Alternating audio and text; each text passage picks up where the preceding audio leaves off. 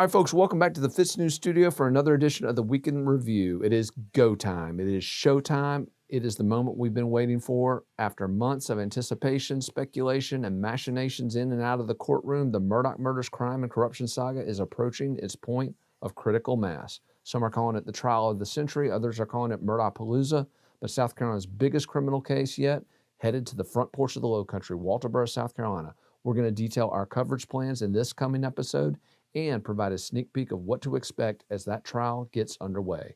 Also, we're going to talk national politics. The first in the South presidential primary saw some big developments this week involving former President Donald Trump and his ambassador to the UN, Nikki Haley. Those two on a collision course in this pivotal early voting state as the presidential primary is heating up. We're also going to dig into a political battle at the State House. Republicans in the South Carolina House of Representatives at each other's throats over a loyalty oath. We finally heard this week from the folks administering that controversial oath as to what they believe it's all about. All that and more heading your way on the Week in Review. All right, so as we mentioned in the intro, a big week coming up, folks. Walterboro, South Carolina, Colleton County Courthouse, Murdaughpalooza, whatever you want to call this thing that's coming to the front porch of the Lowcountry. We call it the double homicide trial of Alec Murdaugh, who again stands accused of killing his wife Maggie, his younger son Paul, a little over a year and a half ago on the family hunting property down there on the border of the Salkehatchie River. But again, national and international attention has been focused on this case for months. This news outlet has been spending the last few months preparing our coverage plans, and we introduced those plans this week, a post on Thursday detailing everything that we've got planned for this 3 to 4 week trial. Again, we don't know exactly how long it'll last, but we know it's going to be, again, what some have called the trial of the century here in South Carolina. And in preparing for these proceedings, one of the big key components of our coverage is going to be Ash Meservey. And we introduced her in a post earlier this week. But Ash, a former news anchor in the Charleston market, in the Columbia market, she's an entrepreneur, she's a corporate communicator, she's got all kinds of experience, a diverse background, just an absolute gift that we were able to land her and get her on our team, actually leading our team for the Murdaugh trial. But I wanted to cut real quick to the intro with Ash Meservey. She and I sat down briefly to talk about this upcoming trial and our plans. Here's a clip from that exchange. Well, I was born here, raised here. I love Pluff Mud. I love all the beaches, and my family has been here for many generations. I was born here. I'm a local girl. And you know, we're going to have this giant trial coming up in January, and I know that you've been preparing. You're the person that makes all the decisions when it comes to the courthouse and everything. So kind of, what are your feelings about this trial coming to your small town? Well, it's a huge trial, and unfortunately, it's something that has affected many lives and families that, you know, both in Hampton County and in Colleton County. But we'd like to put a positive spin on something that happened negatively. So how do you prepare your staff for that kind of situation, knowing that all these people are going to be, you know, coming here, and it's going to be a bit, you know. This is huge. It is. It is international. So how do I prepare them? Well, we talk a lot. We meet a lot, and we prepare. Mm-hmm. We try to be prepared, and we're talking every day. And then we'll be meeting weekly with city and county officials, and the city and county have come together so well, and making a plan and just getting everything prepared just before we can, as much as we can before it comes. What a great report there on the town of Walterboro, the good people there, all the hard work they're doing to get ready for this, again, Murdaughpalooza, whatever you want to call it, that's descending on the town. But in addition to her reporting down in Walterboro, Ash has also been hard at work behind the scenes doing production work, getting our staff organized, and also assembling what I believe is going to be the best panel of any news outlet covering these proceedings, folks. Let me just throw a name out there, Jack Swirling. If you live in South Carolina, you hear that name drop, folks, it's like E.F. Hutton. Everybody stops to listen to what this man has to say. Again, arguably the most seasoned, most experienced, well-known defense attorney in the state of South Carolina. He's going to be on our air breaking down some of the details of this case. Ash has been working with him. We've also got First Circuit Solicitor David Pasco, the sitting solicitor there for the 3-county region just north of the 14th Circuit. Solicitor Pasco is going to be on to talk about some of the prosecutorial angles here that could come into play at this trial. And again, this is just the beginning of our panel of experts that are going to be weighing in on this trial, but also giving you some of the background about what's going to happen, how it's going to happen, what certain things that happen mean. And as we get into that, I wanted to bring in one of our longtime contributors, Steve Sumner from the upstate region of South Carolina. Steve has come on our air several times to talk about the Murdaugh case, specifically the big boat crash case back in 2019, which again got this whole thing started, which precipitated the fall of the House of Murdaugh down there in the Low Country. But Steve came on our air this week to talk a good bit about some of the early phases of this trial, but in particular, the opening arguments. Here's what Steve had to say about that critical phase of the upcoming trial. Statement. Once you select the jury, Mr. Harpootlian and Mr. Griffin will decide. Generally, only one attorney is allowed to make a statement for one party. Okay, so they'll decide who does that. That, I think it was Billy Graham that said it. People don't listen after 15 minutes or something like that. I think they'll go a lot longer than that. Okay, and it is started by the state because the burden of proof is on the state, and I want to, talk about that in a second too.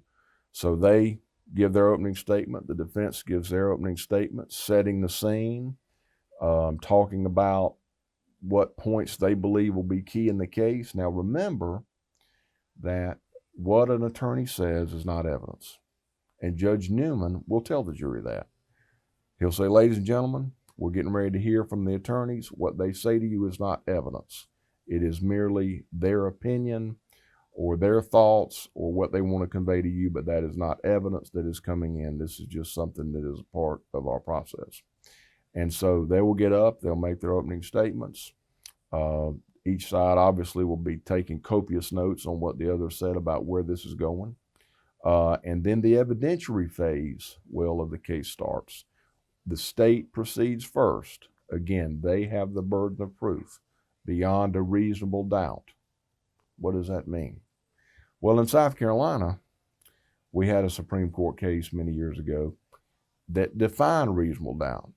And they said it is a doubt which would cause a reasonable person to hesitate to act.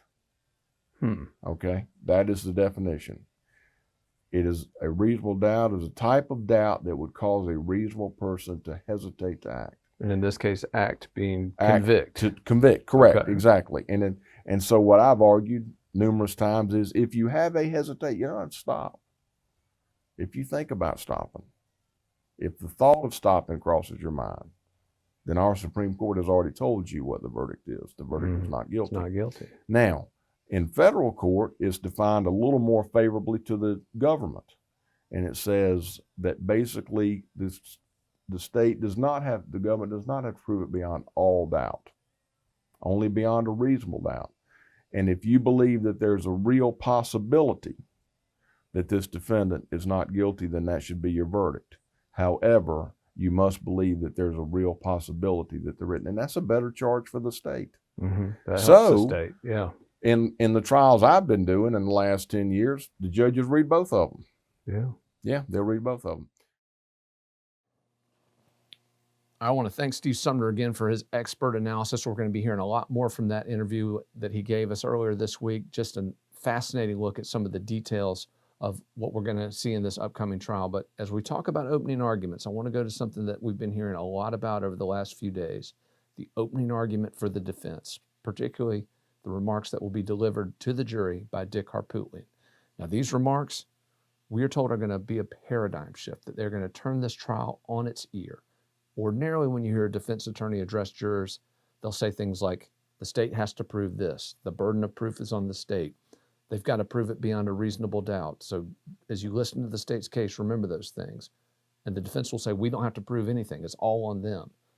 Now, what I'm hearing, Harpootlian is going to flip that script.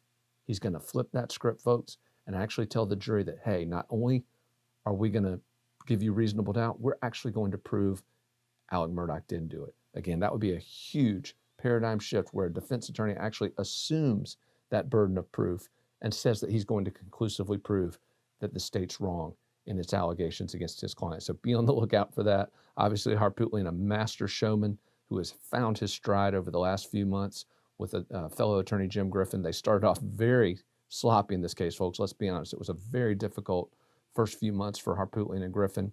But after the indictment of Alec Murdaugh last July, those two attorneys have found their stride. They have poked some serious holes in the case against their client and look for them to extend and push that momentum as the trial starts next week. All right, some huge first in the South presidential primary news, people. This was a big week as the jockeying for position in this upcoming Republican battle royale begins. It started early this week when former U.S. President Donald Trump announced that he would be coming to Columbia, South Carolina, the State House, the dead center of the state, to unveil his 2024 leadership team. Now, Trump will be flanked at this event by Governor Henry McMaster, one of his early supporters, and by U.S. Senator Lindsey Graham, one of his later, more opportunistic supporters, if you will. But Trump's announcement, as I noted in our coverage this week, is a key litmus test because it's basically going to show who within the Republican establishment in South Carolina is with him. Now, the GOP establishment has been marching in lockstep with Donald Trump for a long time. In fact, the party actually canceled, called off, scrapped the 2020 presidential primary, even though Trump had opposition, as a sop to the former president. Now, does Trump still hold that sway over the GOP here in South Carolina? Does he still command that level of loyalty? Well, we saw him give a speech last year in Florence, South Carolina, where it certainly seemed that stranglehold was still in effect. But in the aftermath of those 2020 elections, where the Republican wave, the red wave that everyone thought would wash over the Democratic majorities in the U.S. Congress, failed to materialize, Trump took a lot of the blame for that. More recently, in the big battle in D.C. over who would be the next Speaker of the U.S. House, Trump also saw his luster dim a bit when he failed to move the needle in his efforts to get Kevin McCarthy pushed over the line as the next U.S. Speaker. McCarthy obviously ultimately won that job, and Trump did get some credit from him for that. But when Trump publicly came out for McCarthy, told lawmakers to move in his direction, they didn't move. And so again, I noted in that report, if you call the cavalry and the cavalry doesn't come, you've got no cavalry. But Trump, I suspect, still has a pretty sizable cavalry here in South Carolina, but we're going to see just how big when he holds that event in South Carolina later this month. 28th of January, South Carolina State House. FITSNews will be there providing some coverage of that. Hopefully we'll get our credentials so we can get deeper access into that event. But while Trump's machinations are ramping up here in the Palmetto State, a big announcement from the Palmetto State's former governor, Nikki Haley. Nikki Haley, who previously said she would not run for president if Trump were a candidate, that she would in fact support Trump if he were a candidate. She's flip-flopped, people. Nikki Haley now saying she is actively exploring a bid for the White House in 2024, telling Fox News' Brett Baer earlier this week that yes, she believes she is that leader, that she is capable of ushering a new generation of GOP leadership, and that she is the one who could, again, knock Trump off this block and be the GOP nominee for the White House in 2024. Now, here's Haley's problem. As of this writing, the Republican base that's looking for that new voice, that's looking for that fresh face, that's looking for, again, a younger, potentially, leader, they're not looking to Haley. They're looking down to Florida. They're looking at Florida Governor Ron DeSantis. According to the latest Real Clear Politics polling, DeSantis is drawing more than 30% of the GOP primary electorate. That's nearly 10 times the level of support that Haley is receiving. She's stuck at around 3.5%. Trump, for a long time, well over 50%, but he has seen his star fade in recent months. Trump down around the 44% range. So he and DeSantis really running neck and neck. And in fact, we have seen polls when DeSantis and Trump are running head to head, Wall Street Journal poll, several others, that actually showed DeSantis ahead of Trump in a head-to-head matchup nationally. Now again, national polls, they're great to look at, they're fun to write about, but do they matter? Not really. It all boils down to those key early voting states. I'm talking about Iowa, I'm talking about New Hampshire, and I'm obviously talking about South Carolina. Now, Democrats have recently flipped their calendar and put South Carolina at the top of the pecking order, the very first state to cast their presidential votes. But on the GOP side, South Carolina still falls in at third on that calendar, behind Iowa and behind New Hampshire. But it is the first in the South presidential primary. And again, this could be one of the most unique elections we've ever seen. We've actually got a former South Carolina governor seeking the presidential nomination, and one of those first key battlegrounds is going to be her former state. How will Haley fare? Will she be able to dislodge Trump and that, again, almost monolithic support that he's had from the GOP establishment in the Palmetto State. We'll see. But this fight is on, folks. It's underway. Count on FITSNews to keep you up to speed on the very latest on that First in the South nominating battle. All right, so switching gears from national politics back to the state level, I wanted to talk about an issue that we've been covering for the last few weeks, but that has started to dominate discussion at the State House and beyond. It's been in the New York Times. It's been on Glenn Beck's show. It's been on local talk radio all over the state and just dominating discussion under the dome at the State House. I'm talking, of course, about the loyalty oath that the South Carolina Republican majority in the House of Representatives has attempted to push on the conservative wing of that party, of that caucus. And again, this has been a huge rift within the GOP supermajority in the House. But up to this point, we've heard very little from the people who are pushing this oath. We finally did this week when South Carolina House Majority Leader Davey Hyatt, a lawmaker from Pickens County, South Carolina, broke his silence on this issue and finally addressed, or again, attempted to address, the issue of the loyalty oath that his caucus has been pushing on these conservative members. Now, according to Hyatt, and I quote, "There is no oath." That's according to him. He said that folks were being deceived, they were being misled, that they were confused. Actually used that term. Probably never a good idea to call your constituents confused.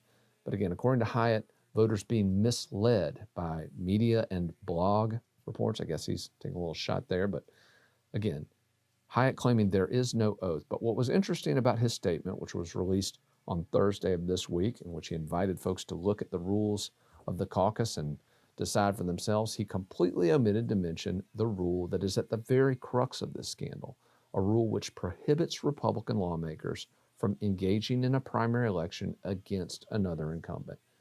There is one reason for this rule, people. It is an effort by the left-leaning, fiscally liberal wing of the Republican Party to stop losing elections. Again, we saw multiple left-of-center GOP lawmakers lose elections. I'm talking about former Ways and Means Chairman Brian White, once an incredibly powerful lawmaker in Columbia.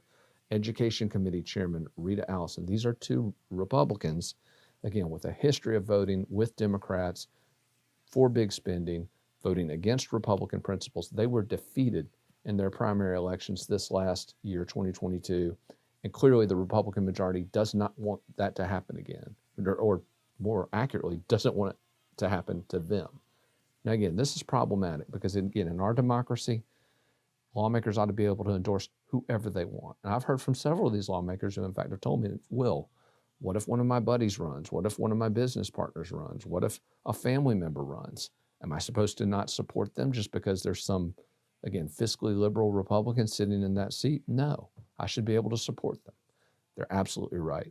But this is, again, let's call it what it is. It is a loyalty oath because it is demanding that these Republican lawmakers stay out of the primary races and not endorse challengers, even though those challengers would vote more consistently with GOP values and vote to improve some of the piss-poor outcomes South Carolina has seen educationally, economically, infrastructure, with judges, you name it. South Carolina, again, at the bottom of the barrel, so many national rankings. Small group of the GOP caucus is trying to change that, and clearly the leadership of the caucus doesn't want them to do that. So again, I credit Davey Hyatt for finally coming out and saying something about this issue. He probably should have addressed it months ago when we first started reporting on it back in December. But again, I credit him for finally coming forward and saying something. But folks, if you come forward and say something, you need to actually say something. And his statement, again, completely ignored the crux of this issue, didn't even discuss that component of it. And again, as I have warned readers from the beginning, our audience, I've told them this isn't just about elections. Some of these lawmakers have been told that they can't post pictures of the voting board. And in fact, one of the assistant majority leaders came out just this week saying that those posts of the voting board were deceiving people, that they were misleading and providing misinformation and disinformation. Folks, they're pictures of votes. Again, how is that disinformation? As I noted yesterday, this is very simple. If Republican lawmakers in Columbia, South Carolina don't want to be criticized over terrible votes, they should stop casting terrible votes. If they start putting taxpayers first, small businesses first, if they start prioritizing public safety, if they start prioritizing school choice over continuing to pump billions of dollars into the same failed government-run system, Again, these are not complicated things, but they do require new leadership in South Carolina. They do require the Republican Party adhering to those stated values. Again, I always thought Republicans were for less government, lower taxes, more personal freedom.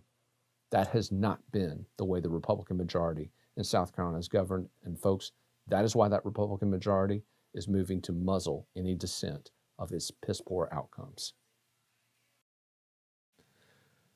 All right, that's a wrap for this week's edition of the Week in Review. Thanks for tuning in. Again, incredibly excited about the big week coming up. The Murdaugh murders double homicide trial of Alec Murdaugh. The FITSNews crew will be packing up the shop here in a little bit and heading down to Walterboro to cover that trial again. If you want to follow the very latest on this huge proceeding, keep it tuned to FITSNews. In fact, we've got a landing page ready for you. It's fitsnews.com/Murdaugh murders. You can see it here on the screen, fitsnews.com/Murdaugh murders, or just click on FITSNews and look for that big Murdaugh Murders tab, because we've got everything lined up for you there, all the breaking news, all the analysis as we prepare for South Carolina's trial of the century.